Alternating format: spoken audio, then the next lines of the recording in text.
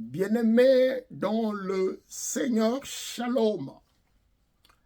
Je voudrais qu'on partage un passage biblique ce jour. Nous lisons dans 1 Thessaloniciens chapitre 4, du 16e au 17e verset.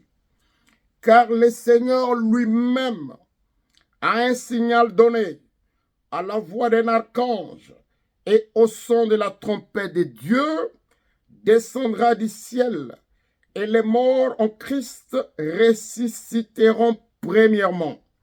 Ensuite, nous les vivants qui serons restés, nous serons tous enlevés avec eux sur les nuées, à la rencontre du Seigneur dans les airs, et ainsi nous serons toujours avec le Seigneur.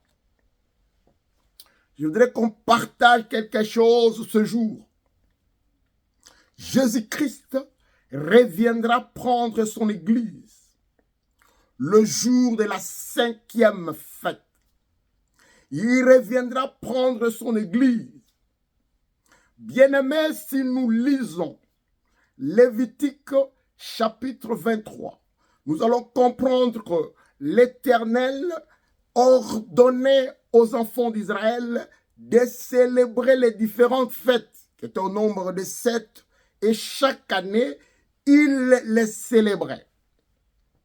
Et vous allez comprendre si vous lisez Matthieu chapitre 5, verset 17, Jésus-Christ dit, « Je ne suis pas venu abolir, mais je suis venu accomplir. » Et nous allons comprendre que Jésus-Christ devrait célébrer toutes ces fêtes au nombre de 7.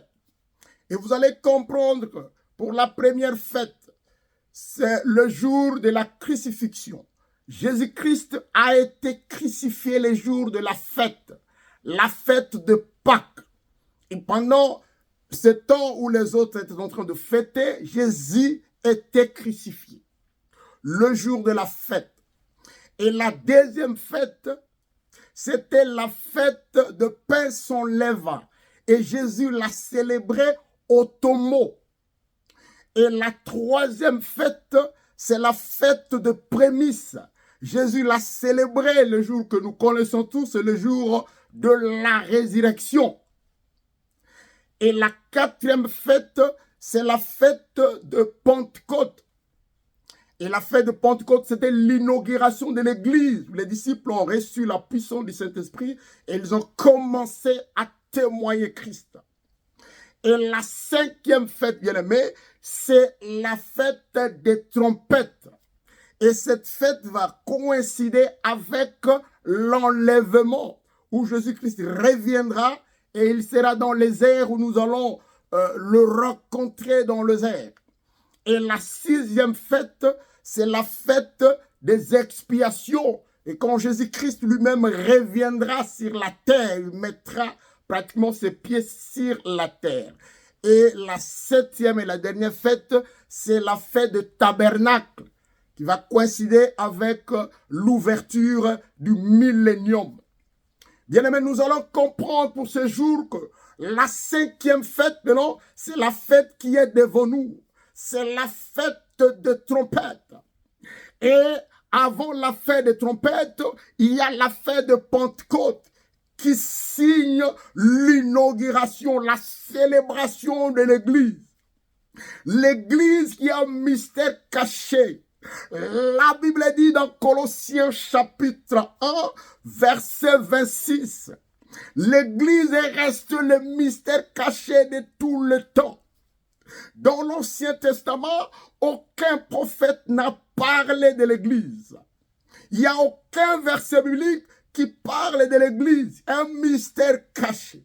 Et vous allez comprendre, bien aimé, si vous lisez Matthieu chapitre 16, verset 18, Jésus est en train de dire, et là il est en train de dire à Pierre, toi tu es Pierre, et sur cette pierre, je bâtirai mon église. Et les portes du séjour des morts ne prévaudront jamais contre elle. Bien aimé, l'église est bâtie sur sur les rocs. Personne n'a le pouvoir. Nous avons les faux pasteurs aujourd'hui au travers le monde, les faux prophètes.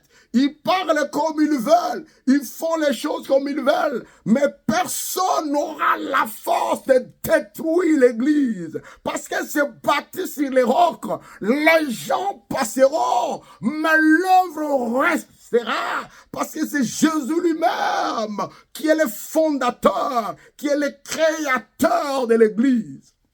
Et quand il reviendra ce jour-là, le jour de la fête, les morts en Christ seront premièrement ressuscités. Les morts en Christ seront premièrement ressuscités. Et ceux qui seront vivants, si tu seras vivant, si je serai vivant, nous serons transformés pour revêtir les corps incorruptibles.